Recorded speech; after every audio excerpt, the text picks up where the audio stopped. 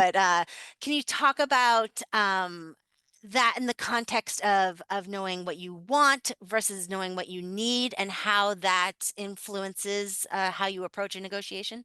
Certainly. So the $1 million need is essentially, to me, the need that drives all other needs, right? So oftentimes mediators, negotiators, we know to separate positions from interests, right? So wants from needs. But sometimes there's a need that's sort of driving all underneath, all driving all other needs.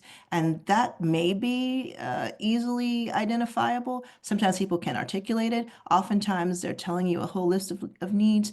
And so you just sort of have to figure out what's the need that's driving all other needs. For example, if someone says that they want a raise and they want, say they want a $10,000 raise, they might tell you that they want to buy a new vehicle, or they want to pay for the kids' tuition, or they want to save money to buy a home. But it sounds like the need that's driving all other needs, that $1 million need, might be financial stability, for example. So what's pushing it, and how can it's, and then once we figure that out, what ways can, perhaps in the mediation or negotiation, can financial stability be achieved, right? So we're kind of thinking of ways to expand the pie.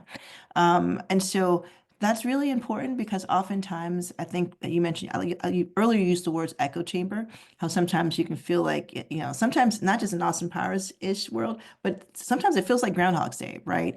And you might be in a situation where you're hearing a lot of conflict, where you're seeing the same types of conflicts, which fall into the same categories.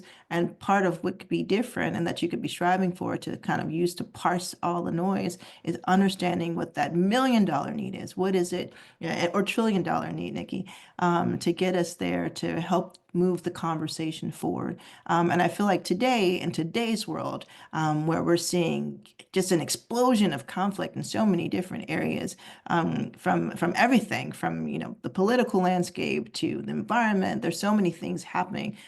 Trade. There's so many things happening. Still not getting kind of trapped in the headlines or what I call the noise, but parsing it to figure out the why. Like, why is this happening? What is the ultimate goal or the $1 million need?